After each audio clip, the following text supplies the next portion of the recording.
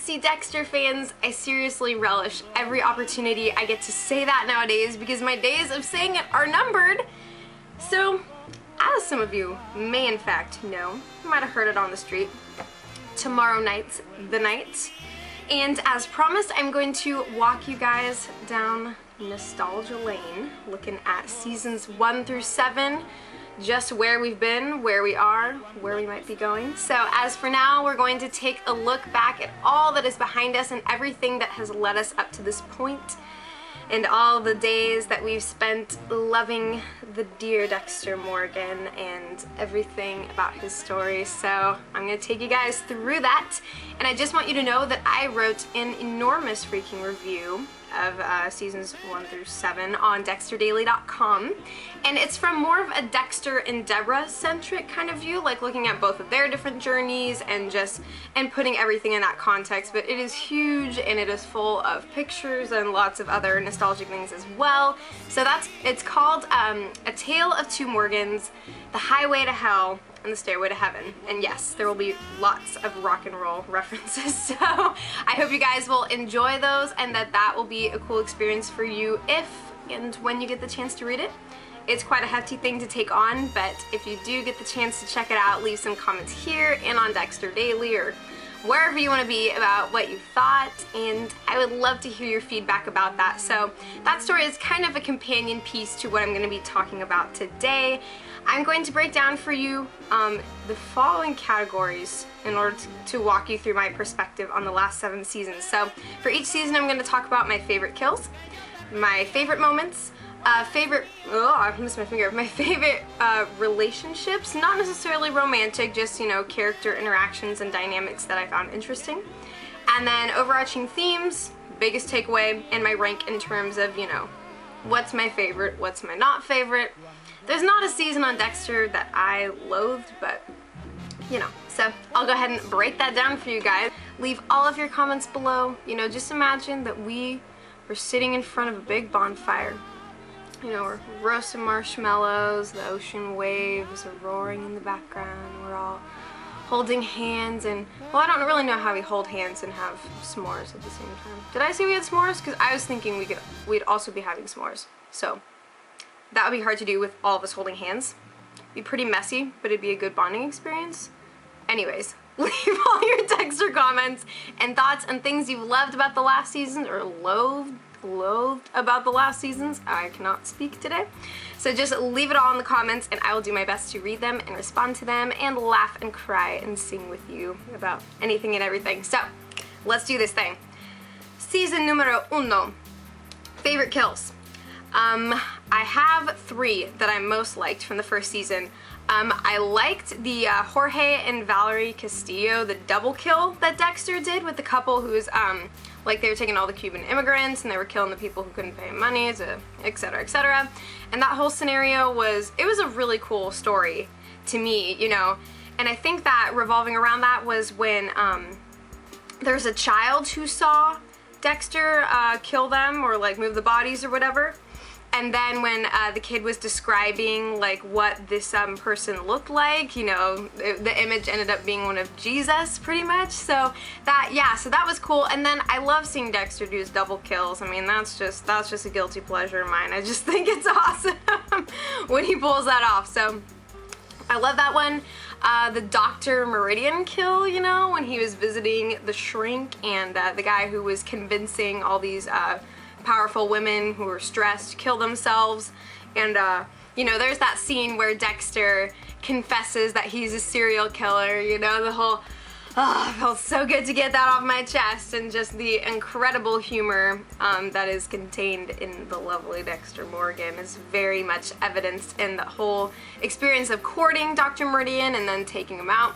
It was overall a very satisfying experience. And I also liked the Brian Moser, his death. Not necessarily that he died, because I think he was such a rad character and it's been cool that he's kind of brought back like in Dexter's head since then. But it was just such an incredibly well done, just heartbreakingly well done scene. The way that everything transpired and the way that the season culminated in that, I think it was absolutely enormously fantastic. So I liked that as much as I liked, you know, like Brian's kind of the guy you love to hate. And even there's a part of you that kind of loves him too. You know, that connection that he has to Dexter. It's really cool. So some of my favorite moments were at the dancing scene at Dex's bio-dad's house. You know, got the gang all together cleaning stuff up, and and Rudy and Deb are kind of breaking it down and having fun. Rita's sort of enjoying along. Dexter's like, all right, party on. He has his dancing moment later in season 5, and then the scene in the episode Seeing Red, where he goes into the bloodbath of a hotel room that, you know, reawakens his sense of who he is or why he is who he is. You know, because we start off and he's just like, I don't know what made me the way I am, but hey, I'm not complaining. You know, he's pretty content, and it's interesting because in a sense, if you think about it, this is sort of the beginning of the end for him, is realizing just where he came from. Because then there's the slightest inkling of a sense that maybe he's not just a monster. And there is something that seriously messed him over. And there is still a humanness about him that he's never understood. So, and I love the whole ice truck killer kind of murder mystery that really drove the season. It made every episode exciting in its own way, you know, or picking up the clues. It's like kind of a dark, bloody game of Blue's Clues between two long-lost killer brothers. Good stuff. I like it. And then Dexter's nightmare. That was also a very interesting scene when Deborah kills him, you know? I think it was very artistic. Lots of kind of crazy foreshadowing and interesting things exposed about Dexter's psyche there. And yeah, and the reveal of the ice truck killer, you know, when Brian is kind of communicating with Dexter through like Craigslist, like the Ken and Barbie kind of tag they're playing. All these games, Blue's Clues and tag and hide and seek. I mean, you know, just kids at heart, I guess. So my favorite relationships in the season, I love to watch the Dexter and Rita relationship unfold. You know, the enormous awkward of it all was hilarious at times, but it was also sweet because we really see the kind of tie he has to humanity that is embodied in Rita. And the Dexter and Deborah relationship is really rad as well. You know, we see just how much Deborah needs him and how much she needs Dexter to see that from her. And you know, she has hopes that he too can reciprocate that and that they can bond together over, you know, who they are and who they've been and their father. And it's just really cool relationship that establishes itself as very important. And another relationship I liked a lot was Deborah and Doakes, okay? They have the most underrated connection ever. Like, they have this sort of little friendship going on, you know, they're always kind of making fun of each other and stuff, and Doakes is totally crushing on her, and then she's off with Rudy. You know how pissed he gets, like, whenever she's talking about him, or smiling because she got a text, and he's just like, shut up. It's like, does nobody else see that? Like, watching the series through a second time, I totally picked up on that, and I just love it. It's just like, aw, Doakes. So cute. They would have made a very strange couple. But, you know, I thought that was cool. And, of course, the Dexter and Brian dynamic was to die for. Christian Camargo, who played him, he's just saintly. It was absolutely splendid. So I've broken each season down into like one-word themes. So my one-word theme for the first season would be identity, because it's all about you know, setting up the backstory of Dexter and him finding out who he is. And he doesn't really know what to make of that yet. You know, things end on a kind of positive note actually at the very end of the first season, but it's the beginning of him seeing who he really is. And so, you know, biggest kind of takeaway, like little sentence I could sum the season up in would be, you know, the truth transforms you. So it's really just the start in season 1, but you know, it's a place to start. And yeah, so I'll tell you about where the season ranks in my mind and heart at the very end. So let's move on to season 2. Favorite kills? Little Chino. I'm just saying, you know, Michael C. Hollis said in interviews that Little Chino was one of his favorite kills for Dexter, and it's one of mine as well. Not gonna lie, that was A+. You know, it was so exciting to see him come back and finally, you know, break down the one that got away. It was very, very satisfying stuff. It's just Dexter being as badass as he is. And then the Roger Hicks murder. And when he takes out, you know, the sleazy used car salesman who's killing them hoes and all that stuff, you know, and Dexter marvels at his incredible ability to lie. Just at the drop of a hat, he can change his entire life story. And I just remember, like, Dexter, like, laughing just hysterically over, you know, just how good this guy is. And then, of course, you know, he insults Rita, and then Dexter stabs him, and he's like, don't talk about my girlfriend that way. That was a really cool moment. And, the Santos Jimenez, you know, when he goes back and he takes out another of his mother's killers, that was incredibly intense and cathartic and just so visceral in terms of action. It was crazy. And we see this side of him that is so emotional and oh my gosh, it was just volatile, great performance. And of course Lila being mixed up in that as well. And her getting taken out in the end was very satisfying too. You know, she's gone away and we're all like, okay, dang it. And then she gets the postcard and Dexter just whips out of nowhere. That was art, I'm just saying. So favorite moments, the I'm the Bay Harbor Butcher dream sequence that Dexter has. And in a kind of way, when you think about that, you know, with Dexter like telling Deborah he's the Bay Harbor Butcher, she's like, no, no, no. And then she starts choking on her steak, and then she points her gun, and then she shoots. It's like pretty much all of that has happened except for her, you know, taking him out. So let's just hope that doesn't happen. I don't think it will. I'm just saying. But that was absolutely hilarious. One of the top moments ever in the show. And then the Dark Passenger speech was one of my absolute high points of the season. Just, ugh, I have that thing like half memorized just from reflecting over it so much. And then, of course, there's the whole I Own You scene with Doakes where Dexter's freaking headbutts him and, you know, things just erupt. The journey with Doakes was quite crazy that season, and it truly made it one of the best for me. And a lot of interesting relationships were at play here, you know, Dexter and Deborah, as always. The Dexter and Lila dynamic was one that, you know, I loved to hate it. I loved how much I could hate Lila because she was just evil. And yet, yeah, it was just, I love to hate it. That's all I can say. Dexter and Doakes was priceless. You know, that's the season where we all really kind of fell in love with him in a way, and the whole, you know, oh, and I forgot to even say the surprise motherfucker. You know, that is canonically just the epitome of all Dexter things. So, gotta have that in there.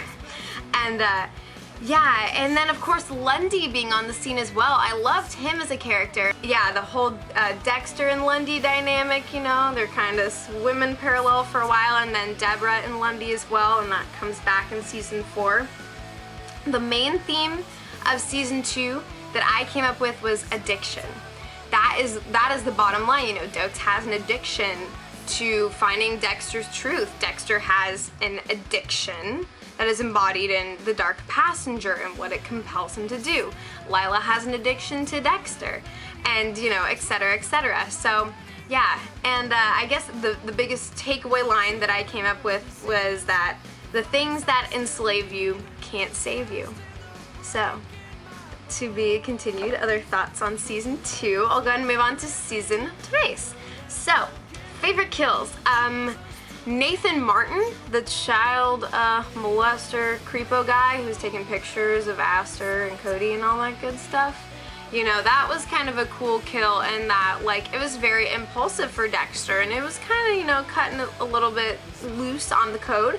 But it was him, you know, acting in an emotional way on behalf of his kids and protecting them, kind of in a sense protecting their innocence, you know, just as he was unable to protect his own innocence over his mother's death. So, you know, it's that butterfly effect. And, you know, it was kind of cool, the whole, him taking out the Skinner, you know, again, very visceral action there. And then he also takes out Miguel Prado, and that's a whole very intense situation. I feel like there's someone else I'm forgetting, but maybe he comes in a later season.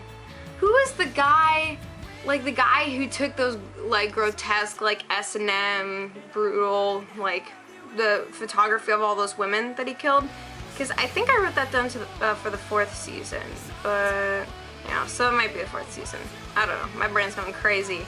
But so favorite moments from season 3, you know, the whole Dexter and Deborah like wedding and baby prep, you know, the as Deborah has her lovely way of describing babies, and she's just his #1 fan, you know, getting him all set up for something that he's not even sure he's entirely ready for.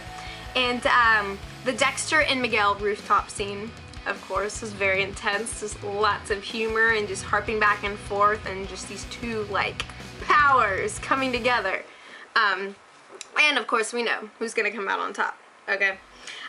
And then we have, you know, Dexter getting kidnapped for his bachelor party. That freaked us all out. You know, we're pretty much in the car trunk with Dexter. He comes out swinging. That was a hilarious moment. I appreciated that a lot. And we also see, you know, the start of his Harry visions. You know, he's in this season he's learning about the truth of who his father was, and Deborah is finding that as well. And suddenly he kind of becomes a new voice in Dexter's consciousness. So leave your thoughts about that, by the way, because the whole Harry thing is, you know, we need to talk about Harry. There's a lot going on there. And also Dexter's proposal to Rita was incredibly sweet. You know, if you didn't get a little tear in your eye, then go. So relationships that were cool to see. You know, Dexter and Miguel was very interesting. It seemed that there was something very genuine there, but it was almost as if, you know, Miguel was really playing Dexter. You know, he was a politician at heart, and he kind of entered into the friendship like that, despite this bond they seem to have. And then Dexter and Rita, you know, like we see Rita is very strong and that she's ready to take care of this baby if she has to, but Dexter comes alongside her and he's trying to figure everything out and, you know, really make this something real. And then the Miguel-LaGuerta relationship was kind of interesting as well. You know, I was like, one of the few times we're rooting for her to like get it right and like be on this, okay? And even LaGuerta and Ellen Wolf had kind of a cool friendship, you know? It's like, I feel like the main female characters in this show need like strong female friends, because they don't really have any. I mean, I guess because girls in general just kind of suck, but you know, that's another topic. And then, you know, Deborah and Anton's relationship, like, it never really sat right with me. I mean, I think it was interesting for her and good in a sense, but yet, you know, we see how it all falls apart in the next season. So the #1 theme that I came out with for this season, summed up in one word, is dependence. You know, we see that in Dexter's family, like Rita and the kids, they depend on him. And he's starting to realize that he kind of depends on them for a sense of self and of, you know, meaning in his life. He's kind of starting to find that. And then there's dependence in the friendship with Miguel and Dexter, but then he sees that, like, you know, Deborah is really the only one that he can really depend on. So then the biggest takeaway that I have is, you know, choose your company wisely and know why you were chosen by others. That's just kind of what it came down to for me, but leave your other thoughts. So, season 4, I'm racing through here. Okay, so favorite kills, Zoe Kruger. That was really kind of a cool scenario. You know, we haven't seen Dexter take out a lot of women killers, and the themes revolving around that kind of tie in with the greater themes of this season too. She's talking about how Dexter will choose himself over his family in the end. And the whole, remember the whole like, nobody's raping anybody here. Like, oh my gosh, I love Dexter. He's a funny one. He is just a wise cracker. And then I think Jonathan Farrow, I think that was the sexual gross photographer guy. And remember, like, when he's like hitting on Deborah, like, just like, I'm gonna rough you up a little bit, you know, we can make a star out of you. And Dexter's like, I think you just went to the top of my list. That was a good moment. That was a good moment. And then, of course, Trinity was a very powerful kill, and just the culmination of so much, and yet so much was misunderstood by Dexter in that scene where he takes him out. He thinks it's over, and it ain't. It's just not. And then favorite moments, the Dexter revised kind of intro sequence, you know, we have like the theme song and everything, and we see exhausted Dexter trying to make his way through his once tidy and lovely morning routine. That was really hysterical to see. It was just like, oh god. Poor daddy Dex. And then of course the iconic Hello Dexter Morgan scene. Thanksgiving dinner at the Mitchell's household. Okay, need I say much more? I think not. And then the whole scene with Deborah, the I'm broken scene where she is mourning Lundy's death and bringing it all onto herself. Also, think about the parallels between where Deborah is now at the beginning of the 8th season and of the 7th season, and parallels between where Christine, who shot Lundy, where she was, you know, when she approached Deborah about things. There's some parallels there that I noticed, so let's talk about those in the not the description, the comment section, if you have any ideas as to what kind of connections I may be talking about. And then, so favorite relationships to watch unfold, you know, the return of Lundy was huge, and I think that was such an awesome move on the writer's part, and just moved so much. It helped bring Trinity into the game and just developed so much in Deborah, and that was just really incredible. Dexter and Trinity's connection was extremely fascinating as always, and Dexter and Deborah grew so close in this instance, you know. So no matter what I do, no matter what I choose, I'm what's wrong, I'm broken, and they just parallel each other so much in that way. In fact, they just dead on intersect. They are there together. And so the theme that I came out with for season 4 was that of duty, you know. Dexter has a duty to his family, but he also has such a strong desire to continue to be himself, to, you know, fulfill the Dark Passenger's urges. So which responsibility is going to reign true? And unfortunately, we see the horrific, soul-shattering way in which that pans out. And biggest takeaway is summed up in one sentence is, you know, a stitch in time saves 9. Unfortunately, Dexter's was sewn but a minute too late, and play with your prey and you're gonna pay. Okay? It's a lot of rhymes in there. I was kind of proud of that one, so let that sink in for just a minute, if you will. So 3 more seasons to go. I'm gonna race through. What time? Okay, I'm going like half an hour here, of course. Okay, so season 5. My favorite kill was the hick guy in the premiere episode, My Bad. You know, that was so necessary, I think, for us as an audience, and for Dexter and where he was at with everything. It was just so overwhelmingly needed. Just something completely out of the blue and fully emotion driven, because Dexter feels his helplessness and feels the way in which he has fallen and failed. Some of my favorite moments from season 5, when Deborah walks in on Dexter and Lumen's final kill, Jordan Chase, and that scene was so enormously powerful in so many ways. You know, we saw how Dexter and Deborah were collaborating over the investigation about the Barrel Girls, and how, you know, Deborah figures it out that there's one of the victims has survived, and she's going as a vigilante being helped by someone else, and she, you know, she talks about how it's fucked up, but yet kind of beautiful at the same time. And I just love how Deborah doesn't even realize how she is understanding Dexter in that way. And so that was really crazy cool to see. The Dexter and Rita flashbacks were very eye-opening and just so nostalgic and sweet and terrible all at once. I was just, I was emotionally gutted just through all that. And then, of course, Masuka. 2 words. Autoerotic mummification. Case closed.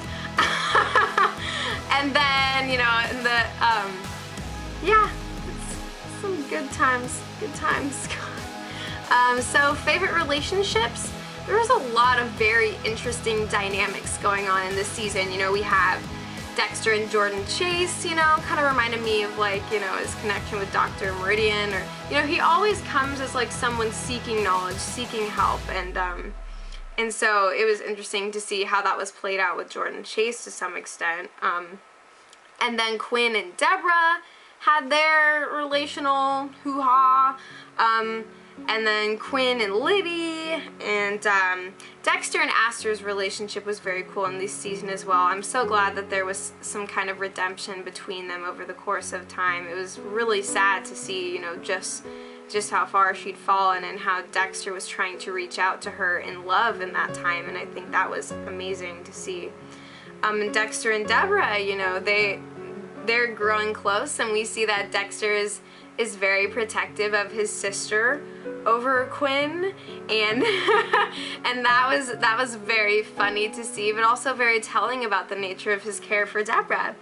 And then Dexter and Lumen, you know, I'm gonna come out right and say that was not my favorite relationship of Dexter's, but yet, you know, in the end, the theme that it comes down to, and this was confirmed, and now I'm, you know, following this, was confirmed by Sarah Colleton. You know, the theme is really atonement for what happened to Rita and just how that was played out in Dexter restoring Lumen. So the biggest takeaway, you know, is you can't always get what you want. And, you know, restoring others can sometimes be a way of restoring the self when there are things that, you know, you can't forgive yourself for. So that was kind of something very interesting to see. 2 more seasons left. I'm gonna zip on through, I promise. So the season 6 was begun with the Ben and Roger double kill, which was very cool, when Dexter's lying on the ground and he just, like, he gets him all ninja'd. I jumped up and I was like, yeah, that was a good moment for me. Okay, I was busting out the pom-poms. And so, you know, him killing Nick, you know, the guy who took out Brother Sam, was very interesting. Like, Dexter drowned him, as I recall. And, you know, that was all related to kind of like the spiritual theme, like, oh, Dexter needs to, you know, forgive the person who killed Brother Sam, just as Brother Sam. You know, the kills in this season were very interesting to me. There weren't a ton that were, like, my favorite, and, you know, that kind of something that makes the season a little bit weaker. I guess some of my favorite moments, you know, when the truth about Geller is exposed. I guess some people said that they kind of saw that coming, you know, the whole thing with Travis Marshall and Geller, and that Geller was never really real, and it's kind of, you know, sort of ironic what that says about Dexter and his relationship with Harry. And then the episode Nebraska, you know, for people that was either like a total hit or a total miss. And I loved seeing Brian back on the scene. Of course, it was a very weird and estranging kind of episode, and I think that Deborah's emotional response to it was very appropriate. And then I found Deborah's therapy, her dream about Dexter, and all of that to be extremely significant.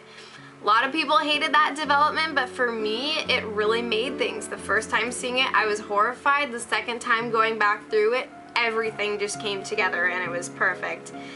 Oh yeah, and also Batista and Quinn getting high. Case closed.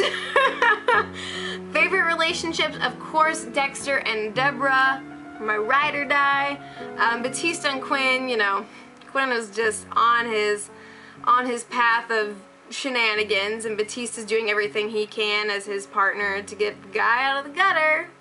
And Dexter and Brother Sam was kind of cool, but he was a very underused character in the end.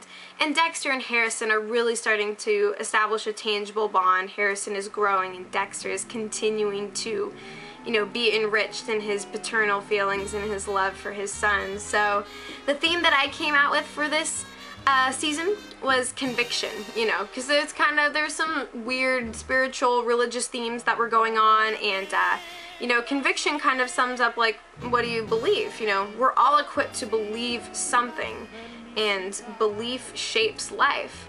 So, you know, Dexter's challenged to figure out what he believes, what he holds to, and Deborah is in many ways as well in her journey to becoming lieutenant and figuring out, you know, who Dexter has been to her deep down this whole time. So that leads us to season 7, the final step before tomorrow's premiere. And favorite kills, Ray Speltzer all the way.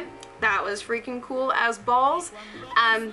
the little kill, like, it was a very quick scene, but the Dexter taking out the Ukrainian hitman, you know, that was kind of funny as well, funny and surprising. It was an entertaining little watch. And then him taking out Hector Estrada and all the symbolism and craziness there, and just everything that embodies for Dexter is huge. So favorite moments, you know, the end of Are You, where we find Deborah having found Dexter for who he truly is. That was just jaw-dropping. And then Speltzer's mazes, all the craziness, the way he died and what that symbolized for Dexter, getting rid of his blood slides and changing the nature of how he does what he does. Deborah's confession in the 8th episode, Argentina. Dexter and Isaac's friendship, you know. Again, Isaac, it could be argued that he was underused in some ways, but I like that he was taken further than, say, Brother Sam was, and that was really neat to see. And then the Doakes flashbacks, you know, those kind of season 1-esque vibes were very nice to have back on the scene, and, you know, a season that was so dark. So favorite relationships, LaGuerta and Matthews. Freaking yes, Matthews just putting her in her place like nobody's business. Dexter and Isaac, you know, and Isaac is trying to shed light on, you know, what love is, what are its consequences, is it worth it? Yeah, according to Isaac, and he's, you know, sheds that perspective for Dexter. And then Deborah and Hannah it was very interesting to see them both approaching Dexter from very different places. Dexter and Deborah, of course, you know, I know, you know, I've told you guys that Dexter and Hannah never really felt right to me either, but there's just so much that is so rich about this season. The bottom theme for me is sacrifice. It comes down to, you know, and love. Love not only costs life, but it is life at the same time. And so that's kind of where we're left now. So that's my friggin' story. I literally took some notes here, okay? So that's what I was looking at this whole time.